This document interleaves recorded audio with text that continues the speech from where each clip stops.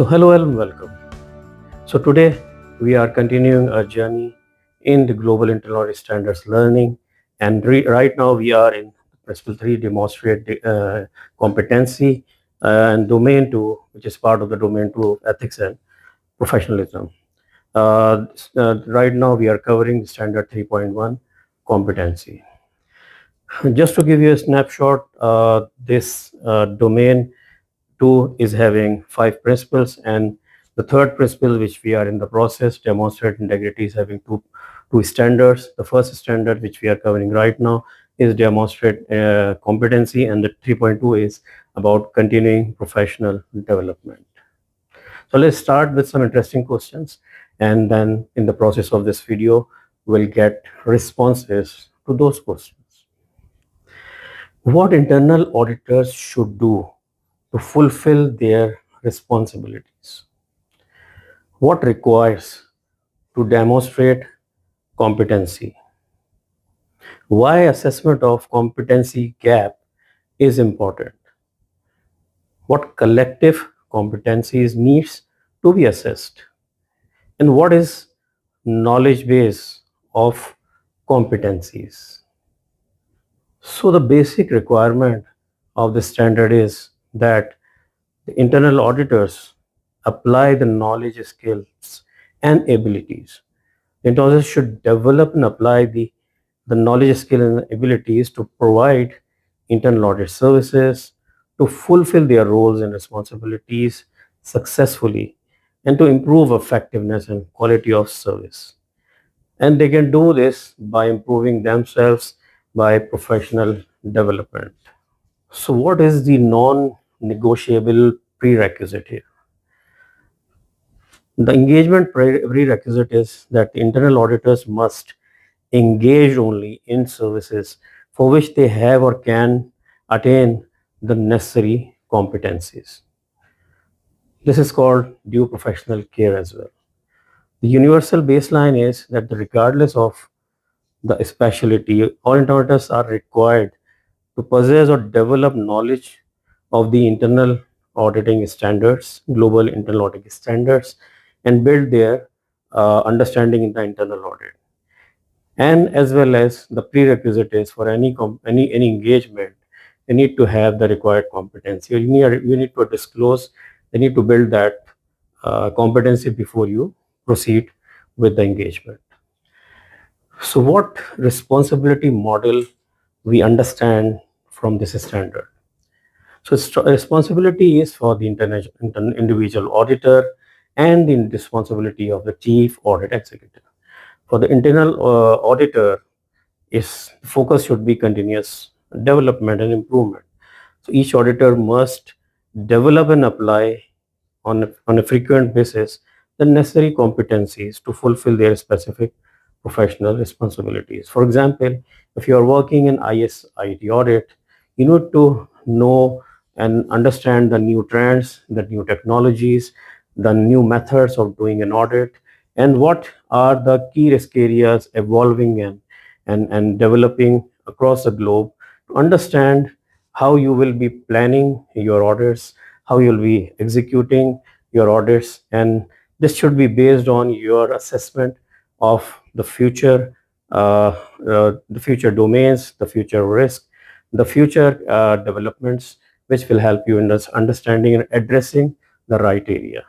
For the chief audit executive, the CA must ensure the internal audit function collectively possess or obtains the competencies required to execute the overall internal audit charter. So if we make the competency taxonomy here, the core audit mechanics works in a way that the governance, risk management, and the control processes, tools and techniques for gathering, analyzing, and evaluating data, and communication and collaboration. All these in line with the standards, skills should be built. And these are the competencies which we can build in the IIS competency framework as well. Understanding for an individual auditor, which is the relevant competency that particular internal auditor requires. Business and enterprise acumen. Now, some of the auditors might be needing the competencies for business functions, financial management, as I said, the ITIS understanding, pervasive risk, for example, fraud. So if someone is focusing on investigations, need to understand the fraud and anti-fraud controls and what is going on in and trending in the latest uh, global horizon. The laws, regulations, and practices relevant to the organization and sector. For macro and leadership level, the risk and the impact of economic, environmental, legal, political, social conditions, what is affecting the brand reputation, the trends and emerging issues, supervision and leadership. So for an individual development, what are the pathways to competency? Number one is credentials. Obtain the appropriate professional credentials, for example, certified internal auditor, to establish a verified baseline. Number two is targeted training for your domain. So seek training in both internal audit methodologies and relevant organizational business activities via formal courses or supervised tasks, and even by having an interdepartmental discussions and sessions. And number three is the feedback integration. So identifying improvement opportunities based on direct feedback from the stakeholders, peers, and supervisors. So how a CAE can establish a support infrastructure, and how it can focus, build a culture and focus foster a culture of growth. Number one is establish, set and communicate minimum expectations for professional development and and encourage the pursuit of professional qualification. Number two, funding. Explicit ambit funding for training and professional development directly into the internal audit budget, and provide that is create internal and external opportunities through continuing professional education, specialized trainings and conferences. So what is the operational tool here to manage collective competency? So number one is maintain knowledge base, track team competencies for assigning work, identifying training needs and recruiting.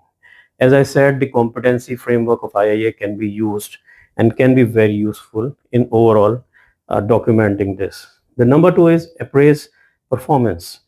Actively participate in the performance reviews of individual internal auditors, identify gaps, pinpoint specific areas where the collective competencies of the functions fall short.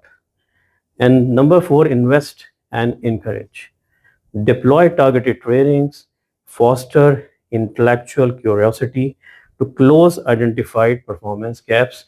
This can be done by having the internal departmental meetings. Communicating and fostering this culture will help the internal auditor to complete this operational loop successfully. So from departmental perspective, what is the strategic sourcing? How the chief audit executive can bridge the gap, the talent gap or skill gap. Number one is the internal core. The existing internal competence of the internal audit function should be known and aware and identified which audit plan engagements are being covered and which areas are being covered through those. The layer two is other assurance providers. Rely upon other internal providers of assurance and advisory services for specialty competencies, for especially those competencies which are not available with the internal audit department. So this can be very helpful, time consuming and efficient, as well as cost saving. But the process should be documented and process should be understood, and reliance should be placed on that. The layer three is external sourcing. So you contract with any independent external service provider when the collective function cannot perform the requested services, and then try to have an identified focused approach to cover that area. This is again very efficient way of getting some specialized work which you are not regularly covering through your annual internal audit plan, but more like a one-off thing or a quarterly thing. So if we put an umbrella of quality assurance improvement program and the three main domains which support in your QAIP are the trainings and development, gap analysis, and strategic sourcing. The effective implementation of the QIP program is something which can be achieved by spending and understanding, spending time and understanding the quality, the standard 3.1 competency. So if we sum up the artifacts of compliance and what are the functional evidences, we can put them in three separate sections. The number one is feedback loops, documented performance appraisals, supervisory reviews of engagements, post-engagement stakeholder surveys. The second should be quality metrics and can be having the formal results of both internal and external quality assessments, which is tied directly to the IA requirements and the standards. The strategic planning, documentation of competencies needed for the audit plan, resource gap analysis, and the specific budget allocation to fill the gap. So what evidence of performance can be kept by the department? So we segregate them in the individual performance, conformance, and then and the departmental level. So for individual, which we can maintain the knowledge of global internal audit standard, the execute to execute the self-assessments and development plans, the CPE's attendance and obtain the relevant credentials. If they refuse any engagements exceeding current capabilities, which can link to the due professional care, these can be documented. For functional conformance, maintain a department-wise competency knowledge base, MBA training funds explicitly in the budget, identify gaps and source via other providers of the external service providers, and validate through the quality assurance and improvement program and assurance mapping. So this whole can sum up how we can comply and conform with the standard 3.1. So here we conclude the review of standard 3.1. Please keep in mind that the competency is not a static achievement. It is a continuous pursuit. So keep understanding and working on the standards. For the competency, if you have any questions, please give in the comment section and I will try to get back to you on that. And please keep watching and liking the videos, share the channel with other people so that the other students can benefit of, they can get benefit of this. Thank you so much and take care.